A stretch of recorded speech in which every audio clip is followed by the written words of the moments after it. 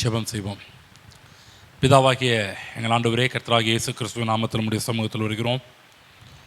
நீங்கள் கொடுத்தனால இந்த மாலை பொழுது கரண்டி செலுத்துகிறோம். இந்த வேளையில் நாங்கள் நோக்கி பார்க்க கர்த்தர் கொடுத்த கிருபைகளுக்காக ஸ்தோத்திரம். தூய ஆவியானவர் தாமே இந்த வேத பாட ஆராதனையை கர்த்தர் ஆசிரியர் தருவீராக, எங்களோடு கூட பேசுவீராக, எங்கள் கண்களை திறப்பீராக, சத்தியத்தை அறிகிற அறிவினால் எங்களை விடுதலை செய்வீராக, முற்றிலும் எங்களுக்கு ஊழியம் செய்வீராக. இயேசுவின் நாமத்தில் பிதாவே, ஆமென். கர்த்தருடைய வார்த்தை நேராக போவோம்.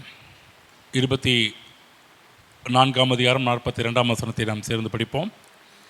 உங்கள் ஆண்டவர் இன்ன நாளிகையிலே வருவார் என்று நீங்கள் அறியாதிருக்கிறபடினாலே விழித்திருங்கள். ஒரு சில வாரங்களுக்கு முன்பாக நாம் கர்த்தராகிய இயேசு கிறிஸ்துவினுடைய வருகை பற்றி பேச ஆரம்பித்தோம்.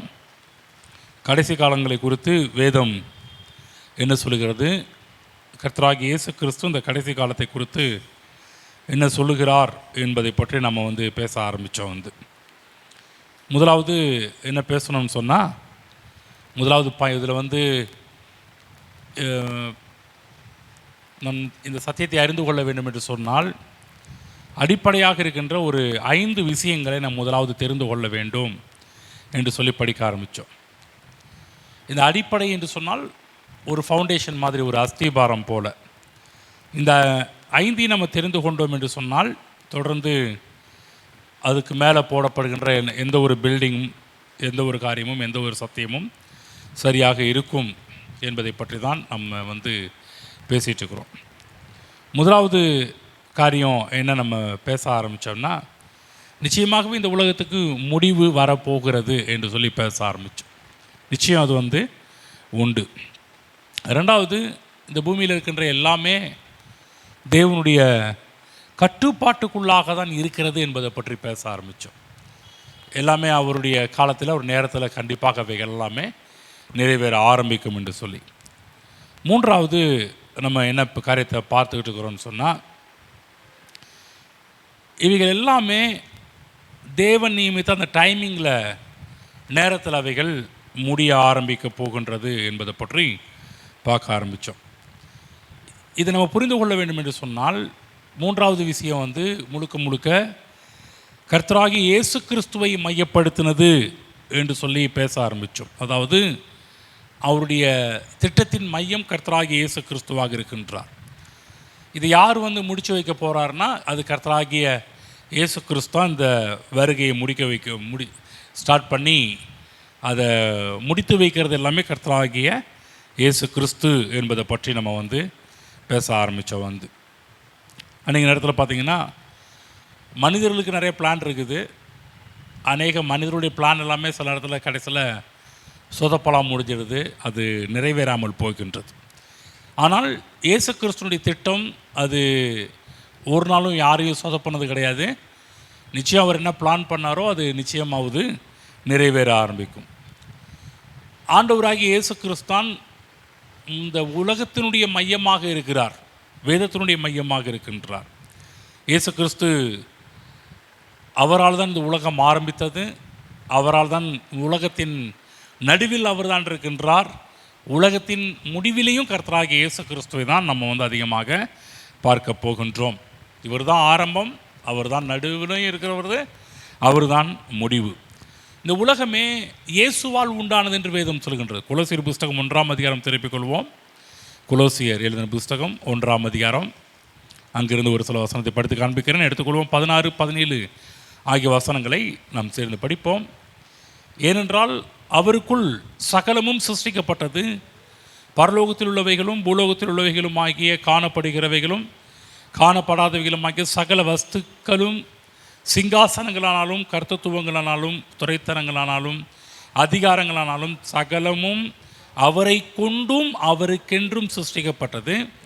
அவர் எல்லாவற்றிற்கும் முந்தினவர், எல்லாம் அவருக்குள் நிலைநிற்கிறது என்று நம்ம பார்க்கின்றோம். என்ன சொல்கிறாருன்னா, இந்த உலகத்தை ஆரம்பித்தது, அதாவது அவரால் தான் எல்லாம் உண்டானது, இயேசுவால் தான் எல்லாம் உண்டானது என்பதை பற்றி இங்கே அப்போஸ்தலனாகிய பவுல் எடுத்துரைக்கிறதை நாம் பார்க்க ஆரம்பிக்கின்றோம். சகலமும் அவரை கொண்டும் அவருக்கென்றும் சிருஷ்டிக்கப்பட்டது எல்லாவற்றையும் உண்டாக்குனவர் நம்முடைய மனதில் கொண்டு போய் பதிய வைத்து கொள்ள வேண்டும்.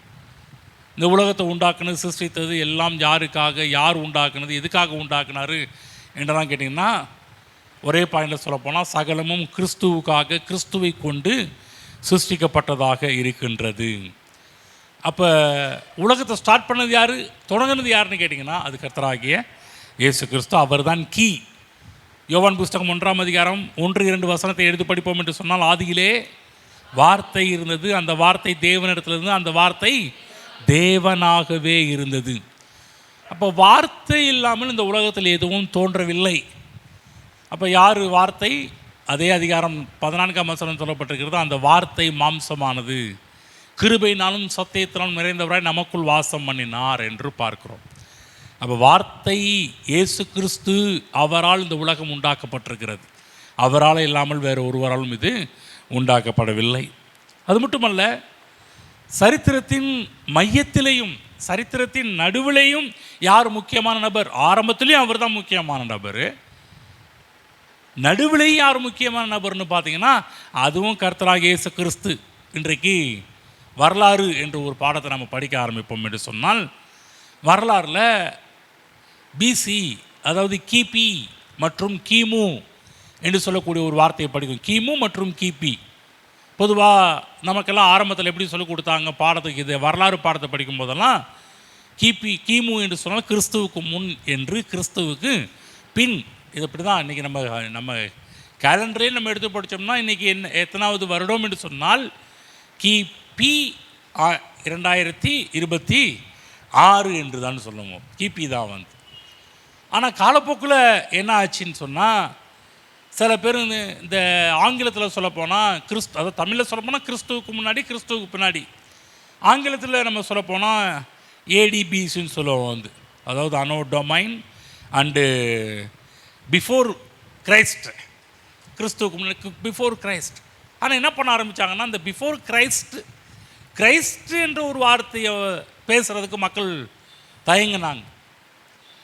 மக்கள் வந்து இந்த வார்த்தையை அதிகமாக உச்சரித்தோம்னா கிறிஸ்து முன்னாடி வந்துடுவார்ன்றது அநேகருடைய ஒரு வாதமாக இருந்தது. ஆகவே என்ன பண்ணாங்க, கிரைஸ்ட் என்று சொல்லக்கூடிய வார்த்தையை தூக்கிடுங்க அப்படின்னாங்க. ஆகவே நம்ம எல்லாருக்கும் தெரியும், போன கல்வியாண்டில் புஸ்தகம் புதிதான கல்வி உருவான போது பார்த்திங்கன்னா பிசி என்று போடுவதற்கு பதிலாக பிஃபோர் காமன் என்று சொல்லக்கூடிய ஒரு வார்த்தையை பயன்படுத்தினாங்க. பொதுவானது. நீங்கள் பொது என்ற ஒரு வார்த்தை, காமன் என்ற ஒரு வார்த்தையை பயன்படுத்துங்க. அது என்ன, கிரைஸ்ட் என்று சொல்லக்கூடிய ஒரு வார்த்தையை பயன்படுத்துகிறீங்க. காமன் என்று சொல்லக்கூடிய ஒரு வார்த்தை பிஃபோர் காமன். ஆனால் பொதுவாகவே பிஃபோர் கிரைஸ்ட் தான் வரணும். ஆனால் என்ன பண்ண ஆரம்பித்தாங்கன்னா, சில பேர் எழும்பி இந்த வார்த்தையை பயன்படுத்தக்கூடாதுன்னு சொல்லிட்டு பிஃபோர் காமன் என்று சொல்லக்கூடிய வார்த்தையை பயன்படுத்த ஆரம்பித்தாங்க. சொல்லப்போனால் ரெண்டுமே ஒன்று தான். அவங்க என்ன நினச்சிட்டு இருக்கிறாங்கன்னா, வேற மாதிரி நினச்சிட்டு இருக்கிறாங்க வந்து, ரெண்டுமே ஒன்று தான். வார்த்தை மாறலாம், காமன் என்று சொல்லக்கூடிய வார்த்தை மாறலாம், ஆனால் கருத்து மாறாது. இன்றைக்கி எல்லாருடைய மனதிலும் பதிக்கப்பட்ட ஒரு வார்த்தை என்று சொன்னால் கிறிஸ்துவுக்கு முன் என்றும் கிறிஸ்துவுக்கு பின் என்று தான் உலக சரித்திரம் பிரிக்கப்பட்டிருக்கு. சரித்திரத்தின் நடுநாயகர், சரித்திரத்தின் கதாநாயகர், சரித்திரம் ஆரம்பித்ததும் அவர் தான், சரித்திரத்தின் நடுவிலையும் அவர் தான் இருக்கிறாரு.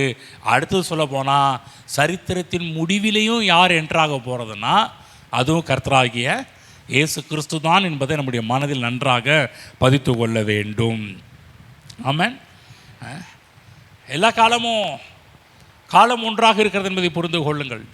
இன்றைக்கி சரித்திரத்தை வந்து ரெண்டாக பிரித்து தேவனாகிய இயேசுவை இந்த உலகத்தில் பிதாவாகிய தேவன் மகிமைப்படுத்தி கொண்டே இருக்கிறார் வந்து.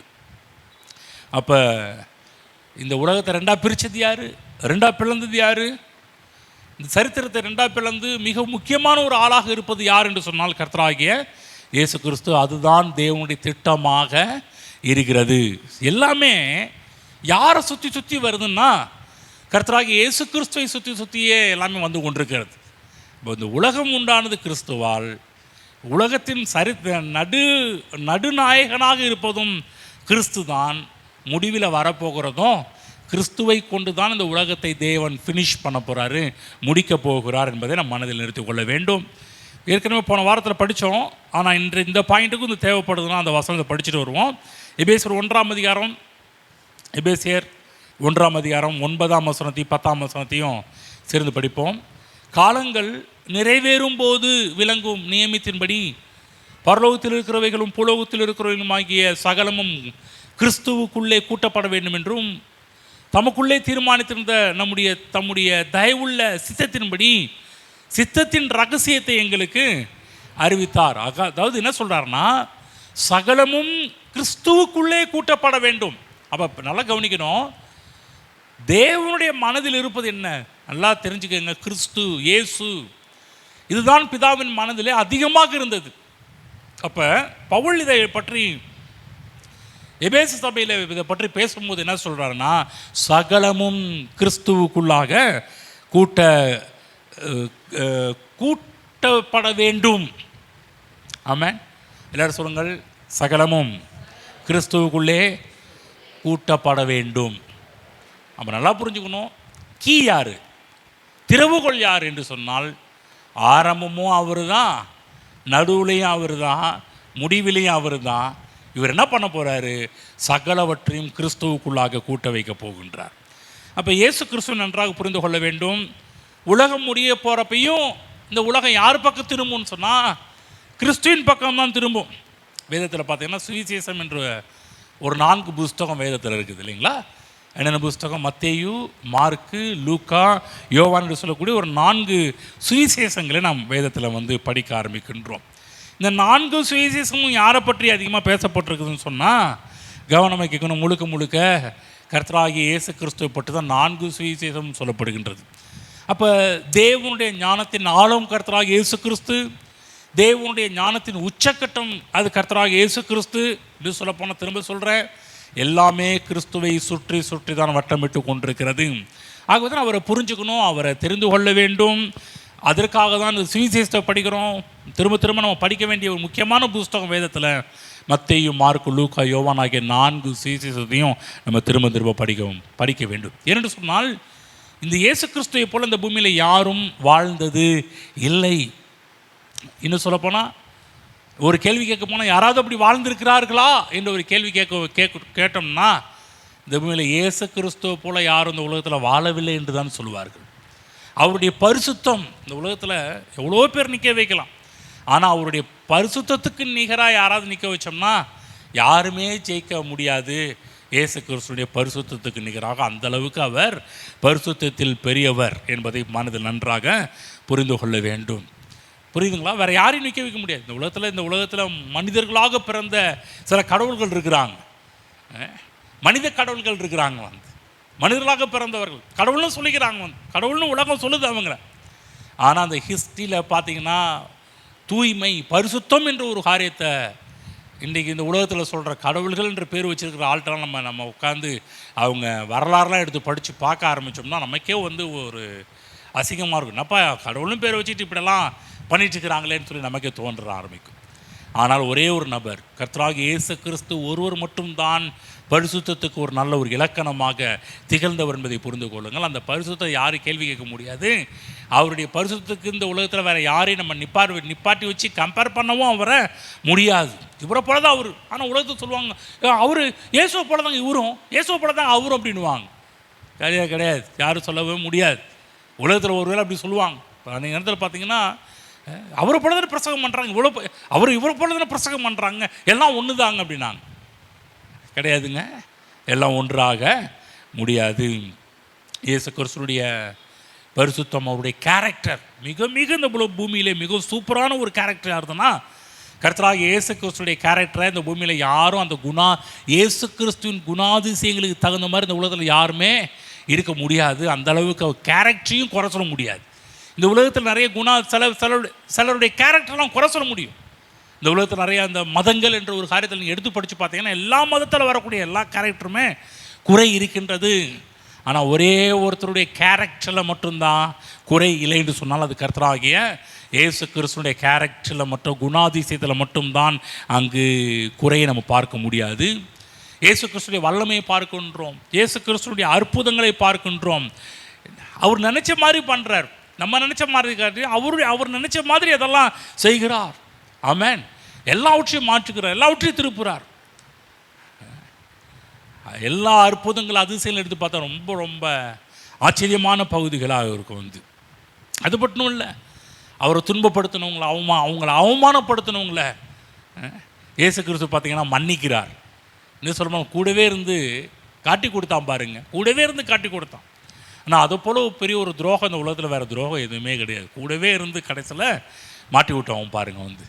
அப்போ கூட ஆண்டவர் அவனை திட்டல, நண்பா முத்தத்தினாலா என்னை காட்டி கொடுக்க வேண்டும். இப்போ அங்கே கூட பார்த்தீங்கன்னா எடா படுவாய் வயல, இவ்வளோ நாள் கூட இருந்தியேடா, 3.5 வருஷம் கூட இருந்து நல்லா மூக்கு பிடிக்க சாப்பிட்டியேடா.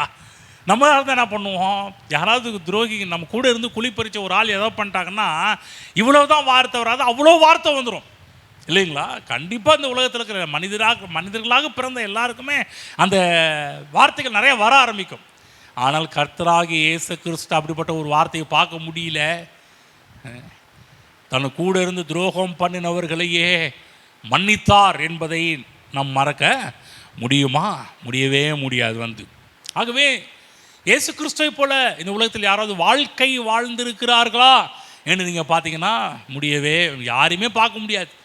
இந்த உலகத்தில் சேலஞ்சே பண்ணலாம். இந்த உலகத்தில் இவர் இயேசு கிறிஸ்துவை வைத்து இந்த உலகத்தில் அவருடைய வாழ்க்கையும் மற்ற வாழ்க்கையெல்லாம் ஒப்பிட்டு யாராவது சேலஞ்ச் பண்ண முடியுமா அப்படின்னு பார்த்தோம்னா, நான் சொல்கிறேன், சேலஞ்ச் பண்ணணும்னு வர எல்லாருமே இயேசு கிறிஸ்துகிட்ட வரும்போது அப்போ அவர்கிட்ட சேலஞ்செல்லாம் பண்ணவே முடியாதுங்க. அவர் தாங்க ஃபஸ்ட்டு, அவர் தாங்க பெஸ்ட்டு, அவர் தாங்க எல்லாமே. இயேசு கிறிஸ்துவ போல யாரோ மரிச்சிருக்கிறார்களா? கிடையவே கிடையாது. அவருடைய மரணத்தில் கூட இந்த உலகத்தில் யாரும் இயேசு கிறிஸ்துவின் மரணத்துக்கு ஈக்குவலாக இந்த உலகத்தில் எவரும் மரிச்சது கிடையாது. எல்லாம் மனசில் கொண்டு போய் பதிய வச்சுக்கிங்க. சில பேர் சொல்லுவாங்க, இயேசுவை போல பாருங்க, சில பேர்லாம் சில படங்களை இயேசுவை போல பாருங்க உங்களை எவ்வளோ கஷ்டப்படுறாங்க அப்படின்னு. நல்லா கவனமாக, இந்த உலகத்தில் யாரும், இந்த உலகத்தில் நடிகர்களாக இருக்கட்டும் மனிதர்களாக இருக்கட்டும், இயேசு கிறிஸ்துவை போல யாரும் பாடுபட்டது கிடையவே கிடையாது. அவருடைய மரணத்தை போல் இந்த உலகத்தில் யாரும் மரணம் அனுபவித்தது கிடையவே கிடையாது. அப்போ நல்லா புரிஞ்சுக்கணும், இயேசு கிறிஸ்துடைய மரணம் கூட ஆச்சரியம், உயிர்த்தெழுதல் கூட ஆச்சரியம். யாரும் உயிர்த்தெழுந்ததா சரித்திரமே இல்லை. ஆனால் கர்த்தராகிய இயேசு கிறிஸ்து அவர் உயிர்த்தெழுந்தார் என்பதற்கு அவருடைய கல்லறை இன்றைக்கும் மிகப்பெரிய ஒரு சாட்சியாக இருந்து கொண்டு தான் இருக்கிறது. ஆகவே இயேசு கிறிஸ்துவ போல இன்னொருத்த மாதிரின்னு சொல்லி யாரும் சொல்ல முடியாது. அவருக்கு நிகர் அவரே. அவருக்கு நிகராக அந்த உலகத்தில் என்னையும் நிப்பாட்ட முடியாது, உங்களையும் நிப்பாட்ட முடியாது, எந்த ஒரு மனிதன் நிறுத்த முடியாது. அவருக்கு நிகர் அவரே என்பதை நாம் புரிந்து கொள்ள வேண்டும். இந்த பூமியில் அது மட்டுமல்ல, கிறிஸ்துவை ஃபாலோ பண்ணுகிறவர்கள், பின்பற்றுகிறவர்கள் உங்களுக்கு தெரியுங்களா, இந்தியாவில் மட்டும்தான் குறைவு. ஆனால் கணக்கு போட்டு பார்த்தீங்கன்னா உலகத்தில் இருக்கிற அனைத்து நாடுகளிலும் இயேசு கிறிஸ்துவை பின்பற்றுகிறவர்களுடைய எண்ணிக்கை ஏராளம் என்பதை புரிந்து கொள்ள வேண்டும். புரியுதுங்களா? ஒரு கணக்கெடுப்பு சொல்கிறாங்க, இந்தியாவிலையும் இந்த கிறிஸ்துவங்களாக மாறினவர்கள் கெஜெட்டில் மட்டும் அவங்க பெயரை மட்டும் கிறிஸ்துவ பேராக மாற்றினாங்கன்னா இந்தியாவே தலைகளாக மாறிடும்ன்றாங்க. ஆனால் எல்லோரும் மாற்றுவில்லை. பயம் என்ற ஒரு காரியம் இருப்பதனால இன்றைக்கி அநேக கிறிஸ்தவத்தில் பார்த்திங்கன்னா பெயரை மாற்றாமல் அப்படியே அந்த பழைய பெயர்லேயே வாழ்ந்துக்கிட்டு இருக்கிறாங்க. சொல்கிறாங்க, கெஜெட்டில் மட்டும் மாற்றினாங்கன்னா இந்தியா மற்ற எல்லா நாடுகளை விட இந்தியா ஃபஸ்ட்டில் நிற்கும் அப்படின்றாங்க. ஏன் இதை சொல்கிறோம், எதுக்காக இது சொல்கிறோம்? இயேசுவை பின்பற்றுகிறவருடைய கூட்டங்களும் அதிகம். இந்த உலகத்தில் அதிகமாக ஒருத்தரை பின்பற்றுகிற ஒருத்தரை பின்பற்றுகிற ஒரு கூட்டம் என்று ஒன்று இருக்கும் என்று சொன்னால் அது கிறிஸ்துவை பின்பற்றுகிற கிறிஸ்தவர்களுடைய கூட்டம் என்பதை நன்றாக மனதில் பதித்து கொள்ள வேண்டும். ஆமென். அவருடைய வாழ்க்கையை புரிஞ்சுக்கணும், அவருடைய மரணத்தை புரிஞ்சுக்கணும். அது மட்டுமல்ல, அவருடைய மரணத்தை குறித்து ஒரு காரியத்தை சொல்ல விரும்புகிறேன். கொலோசியர் புஸ்தகம் 1ஆம் அதிகாரம் திருப்பிக் கொள்வோம். கொலோசியர் புஸ்தகம் 1ஆம் அதிகாரம் 19ஆம் வசனத்திலிருந்து உங்களுக்கு எடுத்து சொல்ல விரும்புகிறேன். 19ஆம் வசனம் எடுத்துக்கொள்வோம். கொலோசியர் 1:19 படிக்கிறேன். அருமையான ஒரு வேத பகுதி. இங்கே அப்போஸ்தலனாகிய பவுல் போதிக்கிறத பார்க்குறோம். அற்புதமான ஒரு பகுதி. என்னுடைய வாழ்வில் கூட என் மறுமலர்ச்சியும் மனமாற்றத்தையும் கொண்டு வந்து இந்த பகுதி அற்புதமான ஒரு வேத பகுதி.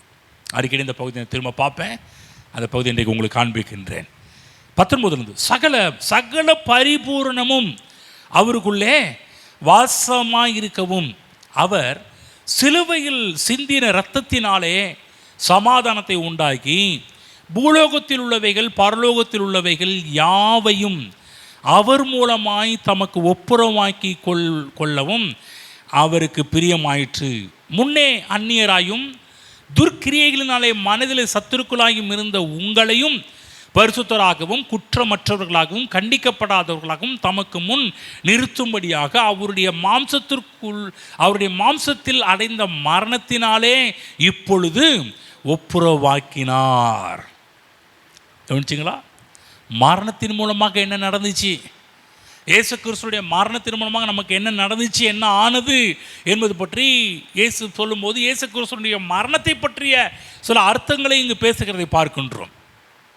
அப்படி என்று சொன்னால் இந்த உலகத்தில் திறவுகோல் என்ன? இயேசு கிறிஸ்துடைய மரணம் என்பதை நன்றாக புரிந்து கொள்ள வேண்டும். அப்போ அதனுடைய அர்த்தம் என்ன? இந்த வசனத்துடைய அர்த்தம் என்ன? 20ஆம் வசனம் சொல்லப்பட்டிருக்கிறது, அவர் சிலுவையில் சிந்தின இரத்தத்தினால் என்ன பண்ணாரா? சமாதானத்தை உண்டாக்கி சமாதானத்தை உண்டாக்கி. ரத்தம் என்ன பண்ணியிருக்குது? சமாதானத்தை உண்டாக்கி இருக்கிறது.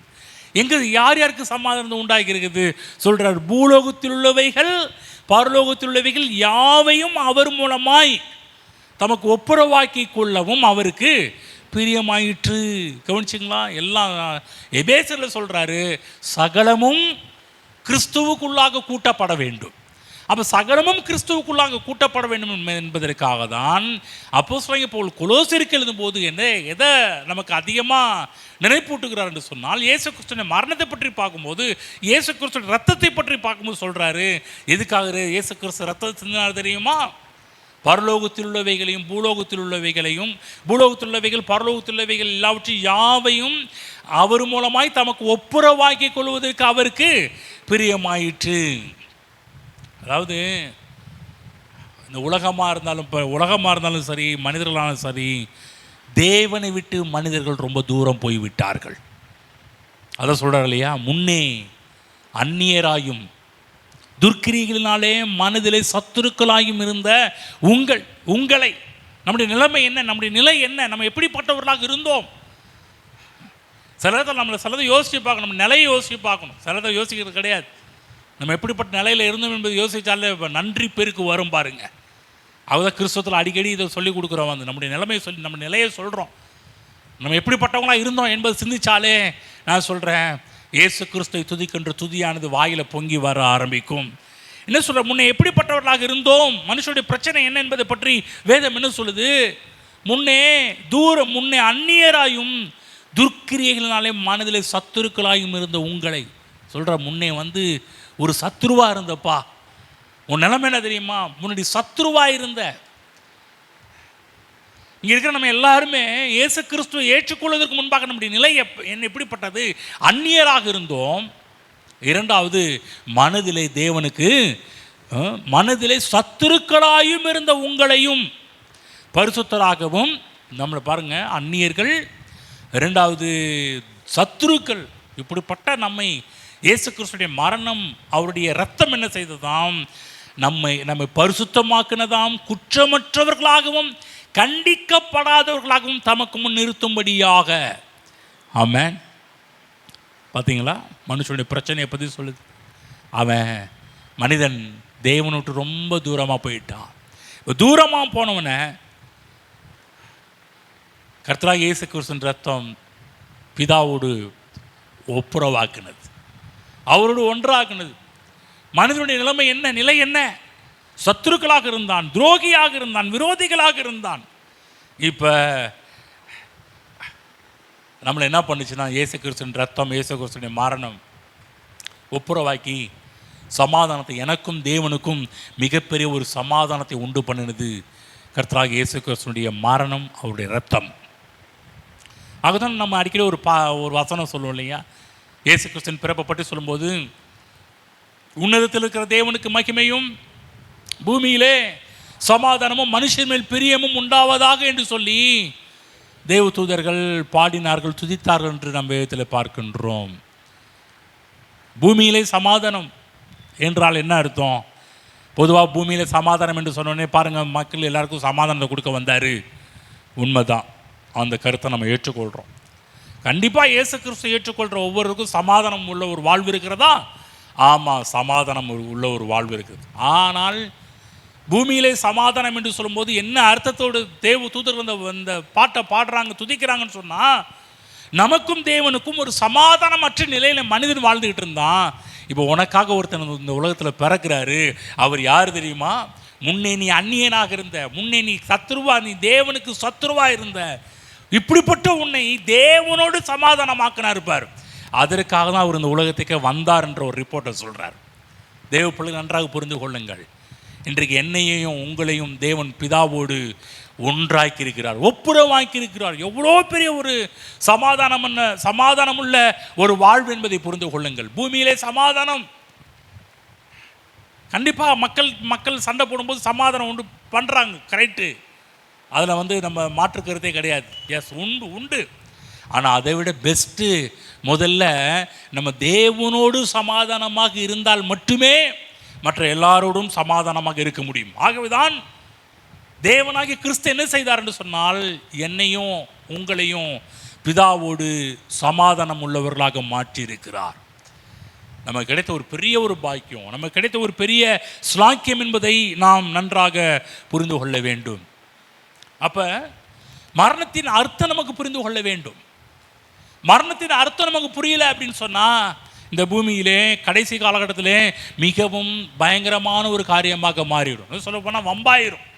இது நமக்கு தெரியல, நம்ம புரிந்து கொள்ளவில்லை என்று சொன்னால், இதை கவனிக்கலன்னு சொன்னால், இயேசு கிறிஸ்துவை பற்றி எந்த ஒரு காரியம் நமக்கு தெரியவில்லை என்று சொன்னால், இயேசுவின் பக்கம் கடைசி காலகட்டத்தில் சாயவில்லை என்று சொன்னால், இயேசுவின் பக்கமாக நிற்கவில்லை என்று சொன்னால், திரும்ப சொல்கிறேன், பெரிய வம்பாயிரும். சொல்லுங்கள், பெரிய வம்பாயிரும், பிரச்சனையாயிரும்.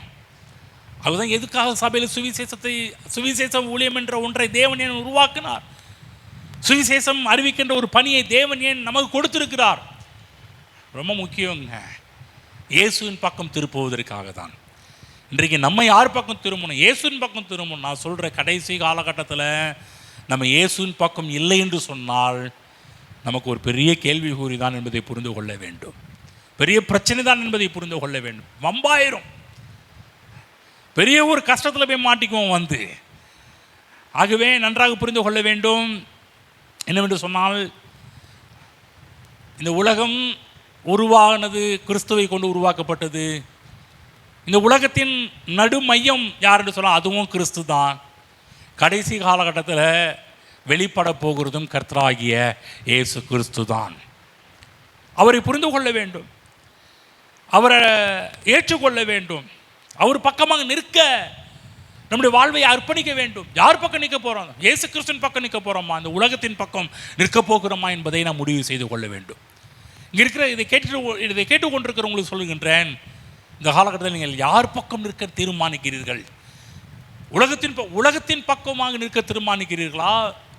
இந்த உலகமாகிய பிசாசு பண்ணுகின்ற உலக வழிபாடுகளுக்கு நேராக நிற்க வேண்டும் என்று தீர்மானிக்கிறீர்களா? அல்ல என்று சொன்னால், உலகத்தின் ஆரம்பமும் நடுவிலே மையமும் முடிவுமாக இருக்கின்ற கர்த்தராகிய இயேசு கிறிஸ்துவின் பக்கம் நிற்க தீர்மானிக்கிறீர்களா என்பதை முடிவு செய்ய வேண்டும். ஏனென்று சொன்னால், இந்த காலகட்டத்தில் பார்க்கிறோம், இந்த காலகட்டத்தில் கிறிஸ்துவோடு நேரம் செலவு செய்வதை காட்டிலும் உலகத்தோடு நேரம் செலவு செய்வதுதான் இன்றைக்கு அதிகமாகிவிட்டது. கவனமாக இருங்க. கர்த்தராகிய இயேசு கிறிஸ்து உலகத்திற்கு வரப்போகிறார். ஆமென். மாரநாதா, இயேசு இந்த உலகத்துக்கு வரப்போகிறார். வருகை என்றது நிச்சயம். நம்ம வருகை இல்லைன்னா சொல்ல வரல, வருகை உண்டு. கர்த்தராகிய இயேசு கிறிஸ்துவின் வருகையினாக நாம் தரிசிப்போம் என்பதெல்லாம் வேதம் சொல்கின்ற மிகப்பெரிய ஒரு கூற்று, சத்தியம். நிச்சயமாக அவரை நேருக்கு நேராக முகமுகமாக தரிசிப்போம். அந்த நாளுக்காக தான் நமக்கு முன்பு இருந்த பரிசுத்தவான்கள் எல்லாருமே ஏங்கினார்கள். இன்றைக்கி நாமும் அதான் ஏங்குகிறோம். நம்ம அந்த ஏக்கத்தை இந்த பூமியிலேயே நாம் முதலாவது அந்த பூமியிலேயே நம்ம அப்படிப்பட்ட ஒரு வாழ்க்கையை வாழ வேண்டும் என்று தேவன் விரும்புகிறார். ஒரு காலகட்டம் நீ இயேசுவின் பக்கம் நிற்க போகிற, ஆனால் இந்த காலகட்டத்தில் நீ யார் பக்கம் நிற்கிற என்பதை முடிவு பண்ணிக்கொள். நீ இன்றைக்கு எடுக்கிற தீர்மானம் தான் கடைசி காலகட்டத்திலே அது உனக்கு உதவி செய்யும், நமக்கு உதவி செய்யும். இன்றைக்கி அவர் பக்கம் நிற்காம உலகத்தில் மற்ற எல்லா பக்கமும் நின்றுட்டு கடைசியில் பைபிள் இருக்கு இல்லையா, அந்த 10 கன்னிகைகள் என்று சொல்லக்கூடிய பெரிய சப்ஜெக்டே வச்சிருக்கிறார். இல்லைங்களா? நம்ம எல்லாருக்கும் தெரியும், இந்த வேத பகுதி தெரியும். 5 கன்னிகைகள் எடுத்துக்கொள்ளப்பட்டார்கள், மீது 5 கன்னிகள் கைவிடப்பட்டவர்களாக மாறினார்கள். எதற்காக? ஏன்? கடைசி அவங்களும் வேற யாரும் கிடையாது. அவங்களும் பாருங்க இயேசு கிறிஸ்துவை பின்பற்றி வந்த ஒரு கூட்டம் தான். கடைசி நேரத்தில் இயேசுவின் பக்கம் நிற்க தவறின ஒரு குரூப், தவறின ஒரு கூட்டம். ஆகவேதான் தேவ பிள்ளைகளே, இன்றைக்கு கர்த்தராகிய இயேசு கிறிஸ்துவை பிடிச்சி போயிட்டுருக்குறோம். நான் சொல்கிறேன், இன்றைக்கு மட்டும் இல்லைங்க, எல்லா நாளுமே கர்த்தராகிய இயேசு கிறிஸ்துவை பிடித்து கொள்ளுங்கள். எல்லா நாளுமே இயேசு கிறிஸ்துவின் பக்கம் நிற்க தீர்மானம் பண்ணுங்கள். எல்லா நாளுமே இயேசு கிறிஸ்துவோடு வாழ்வதற்கு உங்களை அர்ப்பணித்து நீங்கள் தீர்மானம் செய்து வாழ்வீர்கள் என்று சொன்னால், நிச்சயம் சொல்கிறேன், அது உங்களுக்கு சந்தோஷமான ஒரு நாளாக இருக்கும். இயேசுவின் வருகை என்று சொல்லக்கூடியது, கடைசி காலகட்டம் என்று சொல்லக்கூடியது மிகுந்த ஒரு ஆனந்தமான ஒரு நாளாக நமக்கு இருக்கும் என்பதை நம்முடைய மனதில் பதித்து கொள்ள வேண்டும். ஆமென். சரி, 4வது விஷயம், 4வது காரியத்தை நம்ம பார்க்க போகின்றோம். இந்த உலகத்தின் இறுதியிலே கர்த்தராகிய இயேசு கிறிஸ்து மகிமையாக வந்து நிற்பார். இன்னும் சொல்லப்போனால் இந்த உலகத்தையே இயேசு நியாயம் தீர்க்க போகிறார். நியாயம் தீர்க்க போகிறார். உலகத்துக்கு நியாய தீர்ப்பு இருக்கின்றது. மகிமையாக இயேசு கிறிஸ்து இந்த பூமியில் திரும்பி வரப்போகிறார். உலகத்தையே இயேசு கிறிஸ்து நியாயம் தீர்க்க போகின்றார். அதாவது நம்ம முந்தின பாயிண்டில் சொன்னோம், இயேசுவின் பக்கம் இருக்க வேண்டும் என்று சொல்லி. ஆனால் 4வது பாயிண்டில் சொல்கிறேன், இயேசு கிறிஸ்து ஒரு நியாயாதிபதியாக வந்து நிற்க போகின்றார். மகிமையான இயேசு கிறிஸ்துவை நம்ம பார்க்க போகின்றோம். நான் சொல்கிறேன், அந்த மகிமையான இயேசு கிறிஸ்துவை ஃபேஸ் பண்ணுறதுக்கு நீங்கள் ரெடியா? நீங்கள் அவரை சந்திக்க ஆயத்தமா என்று சொன்னால், இந்த காலகட்டத்தில் கடைசி காலகட்டத்தை குறித்து ஏராளமான காரியத்தை மக்கள் பேசி கொண்டிருக்கிறார்கள். ஏராளமான காரியத்தை சிந்திக்கிறாங்க. பொதுவாகவே பாருங்கள், இந்த கடைசி காலகட்டத்தை பேசும்போதெல்லாம் அடிக்கடி பாருங்கள், அந்தி கிறிஸ்து அந்தி கிறிஸ்து அந்தி கிறிஸ்து அந்தி கிறிஸ்து இதை பற்றி நிறைய பேசிக்கிட்டு இருக்கிறாங்க. நான் சொல்கிறேன், அந்தி கிறிஸ்துவை பற்றி பேசுகிறத காட்டிலும் இயேசு கிறிஸ்துவை குறித்து பேசுகிறது நல்லது. புரியுதுங்களா? அப்போ அந்தி கிறிஸ்துவை பற்றி பேசக்கூடாதுன்னு அதெல்லாம் அப்பப்போ கொஞ்சம் சொல்லுவோம், சில காரியத்தான் சொல்லுவோம். ஆனால் அதிகமாக அது அந்தி கிறிஸ்துவின் மேலே கவனத்தை செலுத்துறதை காட்டிலும் இயேசு கிறிஸ்துவின் மீது கவனம் செலுத்துவோம் என்று சொன்னால் அது வாழ்வு சிறப்படையும் என்பது வேதத்தின் உண்மையாக இருக்கின்றது. இந்த உலகத்தில் வரக்கூடிய எல்லா நியூஸ், எல்லா காரியங்கள் அதை பற்றி தான் அதிகமாக பேசி கொண்டிருக்கு. இதை பற்றி உலகத்து நியூஸ்லாம் பல செய்திகள்லாம் நம்ம பார்க்கும்போது பார்த்திங்கன்னா எல்லாமே இப்படியாக போகுதா இப்படியாக போகுதா, ரைட், ஓகே, நடக்க போகிறது உண்மை தான்.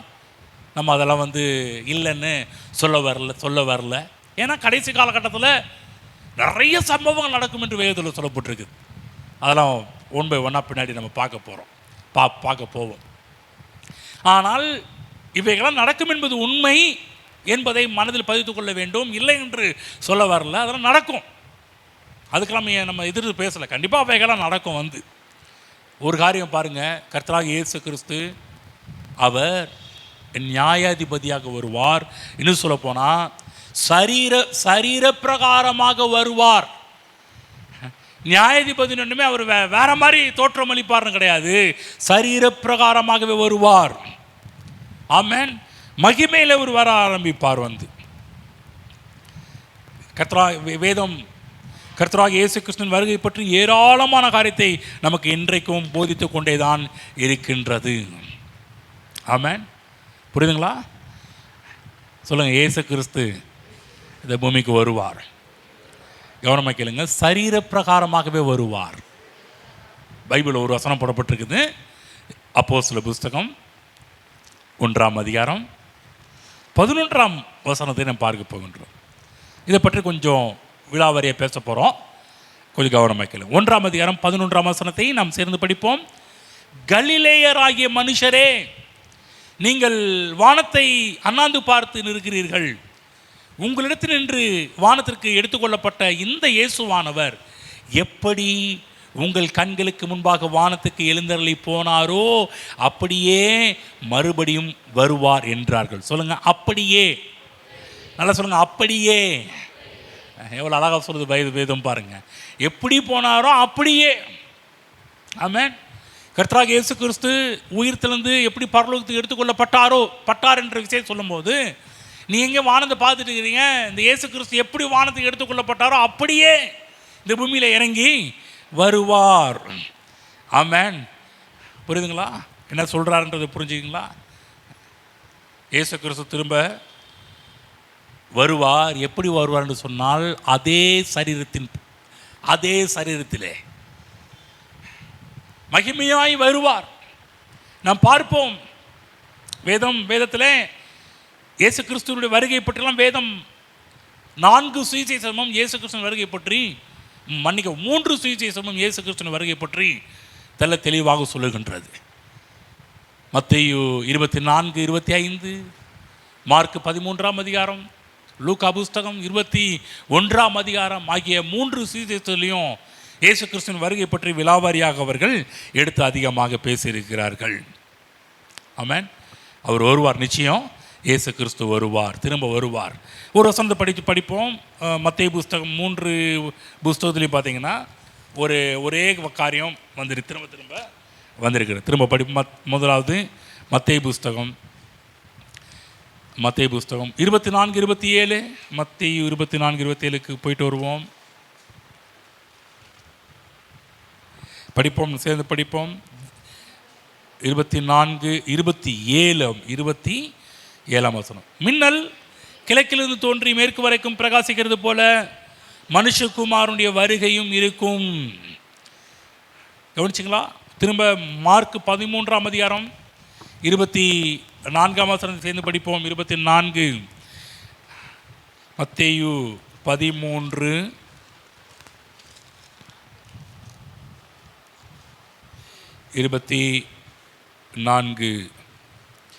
அந்நாட்களிலே அந்த உபத்திரத்திற்கு பின்பு சூரியன் அந்தகாரப்படும், சந்திரன் ஒளியை கொடாதிருக்கும், வானத்தின் நட்சத்திரங்கள் விழும், வானத்தில் உள்ள சத்துவங்களும் அசைக்கப்படும். அப்பொழுது மனுஷகுமாரன் மிகுந்த வல்லமையோடும் மகிமையோடும் மேகங்களின் மேல் வருகிறதை காண்பார்கள். கவனிங்க, ஒரு விஷயம் சொல்கிறாரு இங்கு மார்க். என்ன சொல்கிறாருன்னா, மனுஷகுமாரன் மிகுந்த வல்லமையோடும் மகிமையோடும் மேகங்களின் மேல் வருகிறதை காண்பார்கள். சொல்லுங்கள், காண்பார்கள். புரியுங்களா? அது மட்டுமல்ல,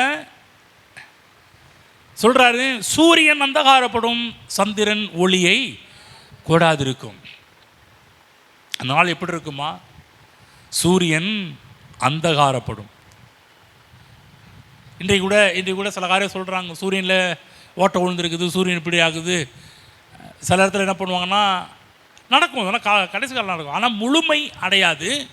முழுமையாக ஒரு நாள் எல்லாரும் இயேசு கிறிஸ்துவை காண்கின்ற ஒரு நாளிலே இன்னும் பயங்கரமான ஒரு காரியத்தை நாம் பார்க்க ஆரம்பிப்போம். சூரியன் அந்தகாரப்படும், சந்திரன் ஒளியை கூடாதிருக்கும்.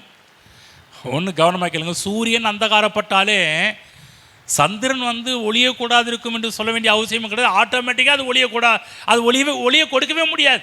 ஏன் அப்படின்னு சொன்னால், இன்றைக்கு பாருங்கள், சந்திரன் எப்படி பூமிக்கு ஒளியை கொடுக்குறதுன்னு சொன்னால், புவியியலில் சொல்லுவாங்க, சந்திரன் சூரியன்லேருந்து ஒளியை முதலாவது பெற்றுக்கொண்டு மற்ற நேரங்களில் அங்கிருந்து மக்களுக்கு இரவு நேரத்தில் ஒளியை கொடுக்கறதாக நீங்கள் பாட புஸ்தகத்தில் நீங்கள் படிச்சிங்கன்னா அந்த பாடத்தை நீங்கள் பார்க்கலாம். எப்படி சந்திரன் ஒளியை கொடுக்குது? சந்திரன் தானாக ஒளியை கொடுப்பது கிடையாது, சூரியனிலிருந்து பெற்றுக்கொண்டு அதை ரிஃப்ளெக்ட் பண்ணுவதுதான் சந்திரனுடைய வேலையாக இருக்கின்றது. அப்போ இங்கே கர்த்தராகிய இயேசு கிறிஸ்துவின் வருகை பற்றி மார்க்கு சொல்லும்போதும் 3 சுவிசேஷத்தையும் சொல்லி வச்சுருக்காங்க. இந்த சம்பவத்தை என்ன சொல்கிறாங்கன்னா, சூரியன் அந்தகாரப்படும், சந்திரன் ஒளியை கூடாதிருக்கும். என்ன சொல்கிறேன்னா, இப்படிலாம் நடந்தால் கூட, இப்படிலாம் நடக்கும்னு பற்றி பேசுகிறதுனால, நான் ஏற்கனவே ஸ்டார்டிங்கில் சொன்னேன், இதை பற்றி பயப்பட வேண்டிய அவசியம் கிடையாது, கலக்கம் அடைய வேண்டிய அவசியம் கிடையாது. நன்றாக புரிந்து, இயேசு கிறிஸ்துவின் வருகை கடைசி காலகட்டத்தெல்லாம் மக்களுக்கு போதிக்கும் போது பயமுறுத்துவதற்கா இல்லை, பயமுறுத்துவதற்கே கிடையாது. பைபிளில் சொல்லியிருக்கிற ஆண்டவர் சொல்ல, நீங்கள் எச்சரிக்கையாக இருங்க, கவலைப்படாதீங்க, பயப்படாதீங்க, இதெல்லாம் நடக்கும், ஆனால் முடிவு உடனே வராது. சில பேர்லாம் பாருங்க, அது சொல்கிற விதத்தை பார்த்தா நமக்கே டர்ராயிரும், நமக்கே பேதியாயிரும், நமக்கே அவங்க சொல்கிற தோரணை பார்த்தா அருமையானவர்களே பாருங்கள், இப்படி அது வருது இது வருது, இப்படி நடக்குது அப்படி நடக்குதுன்னு மக்களுக்கு சொல்லும் போதே பார்த்தீங்கன்னா சில பேர் அந்த யூடியூப் சேனலில் ரொம்ப விரும்பி பார்ப்பாங்க. நடக்க போகுதா பார்த்துருவோம். சில இடத்துல போய் கேட்டோம்னா, இந்த சேனல் பார்த்தீங்களா, இவர் என்ன சொல்கிறாருன்னு கேட்டிங்களா, இவர் என்ன சொல்ல வர்றாருன்னு கேட்டிங்களா, ரைட்டுங்க, நல்லதுதான், நல்ல கருத்து தான் சொல்கிறாரு. ஆனால் அது வே ஆஃப் ப்ரெசன்டேஷன் என்று சொல்லக்கூடியது ரொம்ப அவசியம். அது கொடுக்குற மெத்தேட் என்று சொல்லக்கூடியது அவசியம். அதை பயமுறுத்த வேண்டிய அவசியமே கிடையாது.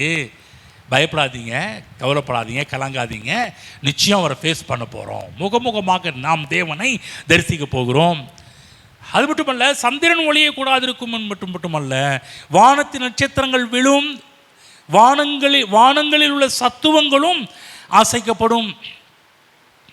பாருங்க, கர்த்தராகிய இயேசு கிறிஸ்து பிறக்கும்போது நட்சத்திரம் இந்த பூமியில் தோன்றினது இல்லைங்களா? இயேசு கிறிஸ்துவிடம் நடத்தி சென்றது ஒரு நட்சத்திரம். கடைசி காலகட்டத்திலையும் இந்த நட்சத்திரம் பார்த்துங்க, கர்த்தராகிய இயேசு கிறிஸ்துவை கடைசி காலகட்டத்தெல்லாம் பற்றி அறிவிக்கக்கூடிய ஒன்றாக இருந்து நம்மை கிறிஸ்துவண்டை நடத்தி சொல்லக்கூடிய ஒரு நட்சத்திரத்தையும் கடைசி காலகட்டத்தில் நாம் பார்க்க போகின்றோம். ஆமென். புரியுதுங்களா? மத்தேயு 2ஆம் அதிகாரத்தில் படிக்கிறோம், நட்சத்திரம் அவருடைய இருந்த ஸ்தலத்துக்கு மேலே வந்து நின்னதாக வேதத்தில் பார்க்க ஆரம்பிக்கின்றோம். ஆனால் ஒரு நாள் இயேசு கிறிஸ்துடைய வருகையிலே மகிமையாக இந்த பூமியில் வரும்போது, நியாயாதிபதியாக வரும்போது, மக்களெல்லாம் காணும் போதும் பைபிள் போடப்பட்டிருக்குது, காண்பார்கள் என்று போடப்பட்டிருக்குது. மேகங்களில் அவர் வல்லம் மிகுந்த மனுஷகுமாரன் மிகுந்த வல்லமையோடும் மகிமையோடும் மேகங்களின் மேல் வருகிறதை காண்பார்கள். எப்படி காண்பாங்க? இப்படிப்பட்ட சத்துவங்கள் அசைக்கப்படுவதன் மூலமாக, சூரியன் இருளாவதன் மூலமாக, சந்திரன் ஒளி கொடாமல் இருப்பதன் மூலமாக. கொஞ்சம் யோசிச்சு பாருங்க, கொஞ்சம் கற்பனை பண்ணி பாருங்க. இந்த உலகத்துக்கு சூரியன் அந்தகாரப்படும் என்று சொன்னால், இன்னைக்கெல்லாம் மக்கள் சொல்ல இது சூரியன் கொஞ்சம் டிம்மாக, அந்தகாரம் என்று சொன்னால் பார்க்கவே முடியாத ஒரு இருட்டு, அந்தகாரம். இன்னைக்கு உலகத்தில் சொல்கிற அந்த ரெக்கார்ட்லாம் அதெல்லாம் சொல்கிறாங்க. ஆனால் இதுதான் பைபிள் சொல்கிறதா உண்மை. அந்தகாரப்படும் என்று சொன்னால் வேதத்தில் எப்படி சொல்லப்போகுது, எப்படி சொல்லணும்னா, மோசையின் நாட்களில் எப்படி காரிருள் உண்டாகி மக்கள் பார்க்க முடியாத அளவுக்கு இருந்ததோ, அந்த மாதிரி ஒரு சிச்சுவேஷன் இயேசு கிறிஸ்துவின் வருகையின் நாட்களில் நடக்க ஆரம்பிக்கும். ஆமாம், புரியுதுங்களா என்ன சொல்லிட்டு இருக்கிறோன்னு? இப்போ அப்படி இல்லை. இப்போ யாராவது சொல்கிறாங்கன்னா உடனே வேறு மாதிரி போயிடாதீங்க. ஒரு நாள் நடக்கும் பாருங்கள். அப்போல்லாம் சிம்டம்ஸ், இதெல்லாம் இயேசு கிறிஸ்துவின் வருகை நேரத்தில் இது நடக்கக்கூடிய ஒரு சிம்டம்ஸ். அப்போ புரிஞ்சுக்கணும், அவர் வருகையில் இதெல்லாம் நடக்குமா? மக்கள் சொன்னாங்களே. இன்றைக்கி சில பேர் கேட்குறாங்க, எங்கள் இயேசு கிறிஸ்து வரும்போது உங்கள் பைபிள் எப்படி சொல்லப்பட்டிருக்குதாமே, அப்படி சொல்லப்பட்டிருக்குதாமே, எல்லோரும் கேட்க ஆரம்பிக்கிறாங்க. எந்த இடத்துக்கு போனாலும் எங்கள் பைபிள் இப்படி சொல்லப்பட்டிருக்குதா? ஆமாம், பைபிளில் அப்படி சொல்லப்பட்டிருக்கிறது. ஆனால் சொல்கிறோம், அதை குறித்து கிறிஸ்தவர்களாக நாம் பயப்பட வேண்டிய அவசியம் இல்லை, கிறிஸ்தவர்களாக நாம் கலங்க வேண்டிய அவசியம் இல்லை என்பதை நம் மனதில் நன்றாக பதித்து கொள்ள வேண்டும். புரியுதுங்களா? ஏன் சந்திரன் ஒளி கூடாது இருக்குன்னா, சூரியன்கிட்டருந்து வரக்கூடிய ஒளியை இது பெற்றுக்கொள்ளாமல் போவது நிமித்தமாக அது ஒளி கொடுக்காமல் போகக்கூடிய ஒரு நாட்கள் உருவாக ஆரம்பிக்கும். எப்படி இருட்டின் உச்சக்கட்டம் போகும்போது தான் ஒளியின் உச்சக்கட்டமும் இந்த பூமியில் பிரகாசிக்க ஆரம்பிக்கும். அதுதான் சொல்கிறார் இல்லையா, மக்கள் வந்து கிறிஸ்துவை காண்பார்கள். எப்படி கிறிஸ்துவ மனுஷகுமாரன் மிகுந்த வல்லமையோடும் மகிமையோடும் மேகங்கள் வருகிறதை காண்பார்கள். கவனமாக கேளுங்க, இந்த சூரியன் வெளிச்சத்தை விட இயேசு கிறிஸ்துவின் வெளிச்சம் பன்மடங்கான ஒரு வெளிச்சமாக இருக்கும். பார்க்க ஆரம்பிப்பாங்க, அந்த மகிமையை பார்க்க ஆரம்பிப்பாங்க வந்து. ஏனென்று சொன்னால், கர்த்தராகிய இயேசு கிறிஸ்து இந்த உலகத்துக்கே ஒளியாக இருக்கிறவர். கர்த்தராகிய இயேசு கிறிஸ்து நானே மெய்யான ஒளி என்று சொல்லி கர்த்தராகிய இயேசு கிறிஸ்து சொல்லியிருக்கிறார். நன்றாக புரிந்து கொள்ளுங்கள், சூரியனை காட்டிலும் அதிகமாக பிரகாசிக்கக்கூடியவர் நம்முடைய ஆண்டவர் இயேசு என்பதை புரிந்து கொள்ளுங்கள். மக்கள் காண்பார்கள், மேகங்கள் மேல் வருவதை காண்பார்கள். பழைய ஏற்பாட்டு காலகட்டத்தில் மேகங்கள் மேல் ஒருத்தர் வந்தார். யார் என்று சொன்னால் யெகோவா தேவன். அவருக்கு வரக்கூடிய வாகனமே மேகம்தான். அடிக்கடி பார்த்தீங்கன்னா மேகம் இறங்கினது, மேகம் எழும்பினது. நம்ம பாட்டலாம், மகிமையின் மேகமாக, மேகமே மகிமையின் மேகமே, இந்த மாதிரிலாம் நிறையா பாட்டெலாம் மேகத்தை பற்றிலாம் பாடியிருக்கோம். பாட்டுக்காரங்களாம் எடுத்திருக்கிறாங்க மேகத்தை பற்றியெல்லாம். இந்த மேகம் எதை குறிக்கிறது சொன்னால் கர்த்தராகிய தேவனுடைய அது வாகனமாக இருக்கிறது, வரக்கூடிய வாகனமாக இருக்கின்றது ஆகவே பைபிள் போடப்பட்டிருக்கு, மேகங்கள் மேல் பைபிள் போடப்பட்டிருக்குது. மனுஷகுமாரன் மிகுந்த வல்லமையோடும் மகிமையோடும் மேகங்களின் மேல் வருகிறதை காண்பார்கள். ஆமென். புரிஞ்சுங்களா? மேகங்களின் மேல் வருவதை காண்பார்கள். ஒரு நாள் இதெல்லாம் பார்க்க போகிறோம், பார்ப்போம், நடக்கும். அந்த சீன்லாம் கண்டிப்பாகவே நடக்க ஆரம்பிக்கும். ஆகவே இயேசு கிறிஸ்து பெரிய பெரிய அற்புதங்களெல்லாம் பல வேதத்தில் பல முறை செய்திருக்கிறார். அதெல்லாம் மக்கள் நேருக்கு நேராக பார்த்தார்கள். அங்கெல்லாம் பார்க்கும்போது இயேசு கிறிஸ்துவனுடைய அவரிடம் இருக்கின்ற வல்லமையில் பார்த்தீங்கன்னா ஒரு சிறிய வல்லமை தான் பார்க்க ஆரம்பித்தாங்க. இயேசு கிறிஸ்து ஏராளமான அற்புதம் பண்ணார். அங்கெல்லாம் இயேசு கிறிஸ்து தன்னுடைய முழு அடையாளத்தை அவர் காண்பிக்கல, முழு தேவனுடைய தெய்வத்துவத்தை முழுமையாக காண்பிக்கவில்லை. அங்கெல்லாம் தன்னை மறைத்து தெய்வத்துவத்தின் மகிமையை எல்லாம் மறைத்து தான் காமிக்க ஆரம்பித்தார். தெய்வத்துவத்தை கொஞ்சம் கொஞ்சமாக தான் தேவன் பிதாவாகி தேவன் இயேசு கிறிஸ்துவின் மூலமாக நமக்கு தெரிய பண்ண ஆரம்பித்தார் இல்லைங்களா? பல அற்புதங்கள் பண்ணார், பல அதிசயங்கள் பண்ணார். எல்லா அதிசயங்களும் அற்புதங்களும் இது நமக்கு என்னத்தை காண்பிக்கிறதுன்னு சொன்னால், வேதாகம விளக்கத்தில் போதிக்கும் போது இயேசு கிறிஸ்து 100% மனிதன், இயேசு கிறிஸ்து 100% தெய்வமாக இருந்தார் என்பதை பற்றி வேத வியாக்கியானிகள் சொல்லும்போது என்ன சொல்லுவாங்கன்னா, சரிங்க 100% மனிதன், ஓகே, நாங்கள் நம்புகிறோம், அதை ஏற்றுக்கொள்கிறோம். எப்படி 100% அவர் தெய்வமாக இருந்தார் என்பதை நீங்கள் எப்படி சொல்கிறீங்க அப்படின் போது வேத வியாக்கியானிகள் சொல்கிறாங்க, இயேசு கிறிஸ்து தன்னுடைய அற்புதங்களெல்லாம் மக்களுக்கு செய்யும்போது அப்பொழுது தேவன் தனக்குள்ளாக இருக்கின்ற தெய்வத்துவத்தை மக்களுக்கு வெளிப்படுத்த ஆரம்பித்தார்னு சொல்கிறாங்க. தெய்வத்துவத்தை மக்கள் பார்க்க ஆரம்பித்தாங்க. தேவனுடைய அந்த சுபாவத்தை மக்கள் பார்க்க ஆரம்பித்தாங்க. தேவனுடைய தன்மையை அற்புதங்கள் அடையாளங்கள் மூலமாக பார்க்க ஆரம்பித்தாங்க. கவனமாக கேளுங்க, அதெல்லாம் லிமிட்டு, அதெல்லாம் ஓரளவுக்கு பார்த்தாங்க. ஆனால் ஒரு நாள் வரும், அப்போ தெய்வத்துவத்தின் பரிபூர்ணத்தை முழுமையாக அவர்கள் பார்க்க போகிறார்கள். ஆமென். பெரிய மகிமை, அவருடைய உண்மையான மகிமை அப்படியே வெளிப்பிரகாரமாக பார்க்க போகிறாங்க. இதுவரை மேலோட்டமாக பார்த்த சில தெய்வத்துவத்தின் அற்புதங்கள் அடையாளங்கள் எல்லாவற்றையுமே, தெய்வத்துவத்தின் காரியத்தெல்லாம் கொஞ்சம் பார்த்தவங்க ஒரு நாள் இயேசு கிறிஸ்துவின் வருகையின் போது பார்த்தீங்கன்னா முழுமையாக அப்படியே பார்க்க போகிறார்கள். ஆமென். ஒரு முறை இயேசு கிறிஸ்து 3 சீசர்களை கீழே வச்சுட்டு மேலே ப்ரேயர் பண்ண போகிறார். மறுரூப மலையிலே பைபிள் போடப்பட்டிருக்குது, அவருடைய வஸ்திரம் வெண்மையாய் தோன்றினது. அந்த இடத்துல எலியாவும் மோசேயும் நின்று இயேசு கிறிஸ்துவோடு பேசுகிறதாக கீழே இருக்கிற பேதுரு மற்ற அவரோடு கூட 2 பேருமே சொல்கிறாங்க, அவரை பார்த்தோம், அவருடைய முகம் மாறினதை பார்த்தோம், அவருடைய ட்ரெஸ்ஸு மாறினதை பார்த்தோம், அந்த இடமே ஒரு பரலோகம் போல காட்சி அளித்ததுன்னு சொன்னாங்க. உடனே பேதுரு சொல்கிறாரு இயேசுவை பார்த்து, ரபி, இங்கேயே நம்ம ஆளுக்கு ஒரு கூடாரம் போட்டு இங்கே தங்கிடலாம், இங்கே இருந்துடலாம், இதுவே ஒரு பரலோகம் போல் இருக்குது அப்படின்னு ஃபீல் பண்ண ஆரம்பித்தாங்க. பாருங்கள் என்ன சொல்கிறேன்னா, இயேசு கிறிஸ்து தெய்வத்துவத்தை அவ்வப்போது மக்களுக்கு காண்பித்து கொண்டே இருந்தார், நிரூபித்து கொண்டே இருந்தார். தான் மனிதன் மட்டுமல்ல, தான் தெய்வம் என்பதையும் அநேக நேரத்தில் அநேக தடவையில் சீசர்களுக்கு வெளிப்படுத்தி கொண்டே இருந்தார் என்பதை புரிந்து கொள்ளுங்கள். ஒரு நாள் இயேசு கிறிஸ்து தன்னுடைய தெய்வத்துவத்தின் முழு அடையாளத்தையும் இந்த பூமியில் காண்பிக்க இருக்கிறார்.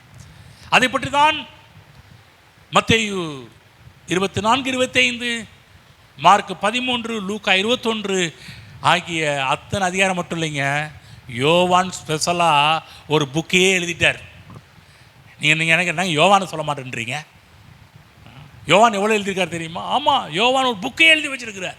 இவங்களாம் ஒவ்வொரு சாப்டர் எழுதி வச்சு ஒவ்வொரு அதிகாரத்தை எழுதி வச்சிருக்கிறாங்க. ஆனால் யோவான் சீசன் அப்போஸ்தலன் முழு புஸ்தகத்தையே இதற்காகவே எழுதி வைத்திருக்கிறார் என்பதை புரிந்து கொள்ளுங்கள். அங்கெல்லாம் பார்க்குறோம், இயேசு கிறிஸ்துவை பற்றி பார்க்கும்போதெல்லாம் இயேசு கிறிஸ்துடைய அந்த தெய்வத்துவத்தின் பரிபூர்ணத்தை எல்லாம் அங்கே அதிகமாக நாம் பார்க்க ஆரம்பிக்கின்றோம். அப்போ இயேசு கிறிஸ்து மகிமையாக இந்த உலகத்துக்கு திரும்ப வரப்போகின்றார் என்பதை புரிந்து கொள்ளுங்கள். வரும்போது ஏராளமான பேர் இயேசு கிறிஸ்துவின் மகிமையை காண ஆரம்பிப்பார்கள். அது மட்டுமல்ல, இந்த உலகத்துக்கு நிறையா காரியத்தை பண்ண போகிறார், நிறைய விஷயங்களை பண்ண போகிறார். மகிமையாய் திரும்ப ஏராளமான காரியத்தை பண்ண போகிறாரு. அதில் முக்கியமான ஒரு காரியம் என்னவென்று சொன்னால் ஜட்ஜ்மெண்ட், நியாயம் தீர்ப்பது. நியாயம் தீர்க்க போகின்றார். படிப்போம், 2 தீமோத்தேயு புஸ்தகம் போவோம். 2 தீமோத்தேயு புஸ்தகத்துக்கு நேராக போவோம், நிருபத்துக்கு நேராக போவோம். அங்கிருந்து அப்போஸ்தலனாகிய பவுல் இதை பற்றி அவர் என்ன அங்கே சொல்ல வராரு என்பதை பற்றி, என்ன சொல்லி மக்களுக்கு என்னத்தை வெளிப்பாடாக கொடுத்து சென்றிருக்கிறார் என்பதை பற்றி படிப்போம். 4ஆம் அதிகாரம் முதல் வசனத்தை படித்து காண்பிக்கிறேன், எடுத்துக்கொள்வோம். 2 தீமோத்தேயு 4:1. நான் தேவனுக்கு முன்பாகவும் உயிரோடு இருக்கிறவர்களையும் மரித்தவர்களையும் நியாயம் தீர்க்க போகிற கர்த்தராகிய இயேசு கிறிஸ்துவுக்கு முன்பாகவும் அவருடைய பிரசன்னமாகுதலையும் அவருடைய ராஜ்யத்தையும் சாட்சியாக வைத்து கட்டளை இடுகிறதாவது. என்ன சொல்றாரு பார்த்தீங்களா? அப்போஸ்தலனாகிய பவுல் அவரும் சலத்தை வரல, யாருக்கு? வெளிப்பாடு பெறுவதில்லை. யோவான் ஒரு புஸ்தகத்தை அவர் எழுதுறாருன்னா இவர் ஏராளமான நிருபத்தை எழுதி வச்சுட்டு போயிட்டார். எல்லா நிருபத்திலையும் எதை வெளிப்படுத்தி காண்பிக்கிறாரு? கர்த்தராகிய இயேசு கிறிஸ்து வெளிப்படுத்தி தான் காமிக்கிறார். கர்த்தராகிய இயேசு கிறிஸ்துவை பற்றி இந்த இடத்துல வரும்போது சொல்றாரு, இயேசு கிறிஸ்து எப்படிப்பட்டவராம்? தீமோத்தேயுவில் எழுதும்போது சொல்றாரு, அவர் நான் தேவனுக்கு முன்பாகவும் அப்புறம் உயிரோடு இருக்கிறவர்களையும் மரித்தவர்களையும் நியாயம் தீர்க்க போகிற கர்த்தராகிய இயேசு கிறிஸ்து முன்பாகவும். அப்ப இயேசு கிறிஸ்துவை அப்போஸ்தலனாகிய பவுல் எப்படி பார்க்கிறார் என்று சொன்னால் நியாயாதிபதியாக பார்க்கிறார். நியாயாதிபதி என்று சொன்னால் என்ன? ஜட்ஜி, நியாயம் தீர்க்கிறவராக பார்க்கிறார், ஜட்ஜா பார்க்கிறார், நீதிபதியா பார்க்கிறார். சொல்லுங்க நீதிபதி, சொல்லுங்க நீதிபதி. ஆமென். இயேசு கிறிஸ்து இந்த உலகத்தை நியாயம் தீர்க்கின்ற நீதிபதி, நியாயாதிபதி என்பதை புரிந்து கொள்ள வேண்டும். ஆமென். ஒரு நாள் வரும், எல்லாரும் அவருடைய நியாயசனத்துக்கு முன்பாக நிற்க வேண்டும். நன்றாக புரிந்து கொள்ளுங்கள் தேவனுடைய பிள்ளைகளே. ஒரு நாள் எல்லாமே அந்த சீனுக்கு முன்னாடி நின்றே ஆக வேண்டும். இன்றைக்கு நியாயாதிபதி கொஞ்சம் சற்று சிந்திச்சு பார்த்தோம்னு சொன்னோம்னா, இந்த உலகத்தில் இருக்கிற நியாயாதிபதிகள்லாம் வேற விதத்தில் இருக்கிறாங்க.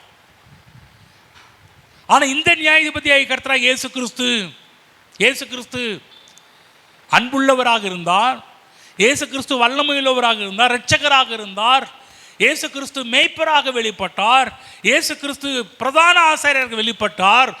வேதத்திலே கர்த்தராகிய இயேசு கிறிஸ்து பல கேரக்டரில் பல குணங்களில் வெளிப்பட்டவர். ஒரு நாள் இந்த பூமியிலே எந்த கேரக்டரை வெளிப்படுத்த போறாருன்னு சொன்னா, ஜட்ஜ், நியாயம் தீர்க்கிற நியாயாதிபதி என்ற ஒரு கேரக்டரை இந்த பூமியில் வெளிப்படுத்த போகிறார். யாரெல்லாம் உயிரோடு இருக்கிறவர்களையும் மரித்தோவர்களையும் நியாயம் தீர்ப்பதற்காக. அப்படின்னு சொன்னால் ஒவ்வொரு மனுஷனும் அவருக்கு முன்பாக நிற்க வேண்டும். ஒவ்வொரு மனுஷனும் அவருக்கு முன்பாக கணக்கு சொல்லியே ஆக வேண்டும். ஒவ்வொரு மனுஷனும் அவர்கிட்ட தப்பிக்கவே முடியாது. கண்டிப்பாகவே நியாய தீர்ப்பை அடைய போகிறார்கள். ஆமென். புரிஞ்சுங்களா? உயிரோடு இருக்கிறவர்களையும் நினைக்கலாம், செத்து போயிட்டாங்களே, அவங்க சாப்டர் முடிஞ்சிருச்சுல்ல. யாருங்க சொன்ன சாப்டர் முடிஞ்சிருச்சுன்னு? உலகம் சொல்லும். இந்த இயேசு கிறிஸ்துவை பற்றி பேசும்போது கூட பல விஷயங்களை பேசிட்டு இருக்கோம் இல்லையா? அதில் சில பேர் சொல்கிற ஒரு கருத்தெல்லாம் என்ன சொல்கிறாங்க, இயேசு கிறிஸ்துவ எப்படி காமிக்கிறாங்கன்னா, அவர் இந்த உலகத்தில் எப்படி காமிக்கிறாங்கன்னா விதி, இந்த உலகத்தில் விதி எப்படி கொண்டு போகுது அப்படி தாங்க உலகம் போகுது அப்படின்றாங்க. ஒரு நாள் எப்படி நடக்குமா, நம்ம இன்னொரு ஜென்மம் இருக்குதுன்ற மக்கள் நம்புகிறாங்க. நான் சொல்கிற விதி கிடையாது, ஜென்மமும் கிடையாது. நாங்கள் மறுஜென்மம் அடைவோம். அடுத்த ஜென்மத்தில் நாங்கள் இப்பயே சொல்லுவாங்க, ஏதாவது ஒரு எறும்பை துன்பப்படுத்தினோம், எறும்பை மிதிச்சா கூட, ஏதாவது ஒரு நாயை அடித்தா கூட, ஏதோ ஒன்று அடித்தா கூட சொல்லுவோம், நீ அடிக்கிறல அடுத்த ஜென்மத்தில் நீ பாடுறா மௌனே இது அதாண்ட. எங்கள் இதெல்லாம் கேட்டிருக்கீங்களா இல்லைங்களா? நான் கேட்டிருக்கிறேங்க, நான் கேட்டிருக்கிறேன். அடுத்த ஜென்மத்தில் சொல்லுவாங்க, ஐயோ சாமி வேணாமா நான் இப்படியே போகிறேன் அப்படின்னு வாங்க. உலகம் அடுத்த ஜென்மத்தை விசுவாசிக்கு. ஆனால் கவனமாக கேளுங்க, பைபிள் போடப்பட்டிருக்குது, மனிதன் ஒரே தரம் மரிப்பதும் பின்பு நியாய தீர்ப்பு அடைவதும் எல்லாருக்கும் நியமிக்கப்பட்டிருக்கிறது. எனக்கும் நான் மறிச்சிட்டு இன்னொரு ஜென்மத்தில் அடுத்த ஜென்மத்தில் இப்போ பாஸ்டாக வந்திருக்கிறேன், அடுத்த ஜென்மத்தில் வேறு மாதிரி இன்றைக்கி மக்கள் நம்புகிறாங்க. நான் இத்தனாவது ஜென்மத்தில் சொல்லுவாங்க, இந்த ஜென்மத்தில் நான் இப்படி போகிறேன், இந்த தப்பெல்லாம் பண்ணுறேங்க. அது கொஞ்சம் டோன்ட் கேர்ப்பா, ஏன்னா அடுத்த ஜென்மத்தில் நான் சரியாயிடுவேன். அவங்க நம்புகிற ஒரு பிலீவ் என்ன, இந்த ஜென்மத்தில் நான் குடிகாரனாக இருக்கிறேன், இந்த ஜென்மத்தில் நான் வேறு பாவியாக இருக்கிறேன், இந்த ஜென்மத்தில் வேறு அட்டுழியம் பண்ணுறவனாக இருக்கிறேங்க, இந்த ஜென்மத்தில் அடாவடித்தனம் பண்ணுறவனாக இருக்கிறேன். ஆனால் அடுத்த ஜென்மத்தில் பார்த்தீங்கன்னா நான் ஒரு சாதுவாக இருப்பேன், அடுத்த ஜென்மத்தில் ஒரு ஞானியாக இருப்பேன், அடுத்த ஜென்மத்தில் நான் ஒரு புனிதனாக இருப்பேன். ஹலோ, பவுல் தான் சொல்கிறாரு, மரித்தவர்களையும் உயிரோடு இருக்கிறவர்களையும் மரித்தவர்களையும். அடுத்த ஒரு சீன் என்னன்னா, மரித்த பிற்பாடு அவ்வளோதான், அடுத்த ஜென்மம்னு கிடையாது. மரித்த பிற்பாடு ஒரு ரெஸ்ட் எடுத்துகிட்டு இருக்கிறாங்க, பரதீசின்ற இடத்துல இருக்கிறாங்க.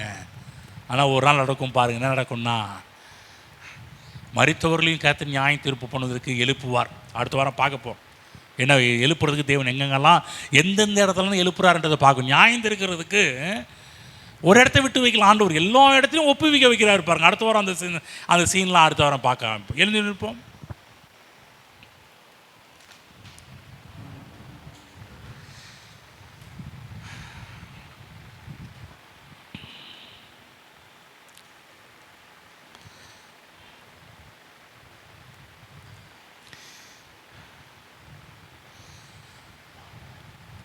முதலாவது பார்த்தோம், ஒரு 5 ஃபவுண்டேஷன் அடிப்படை சத்தியம். இதை புரிஞ்சாதான் மேற்கொண்டு நம்ம என்ன பேச போகிறோன்றது எல்லாமே புரிய வரும்.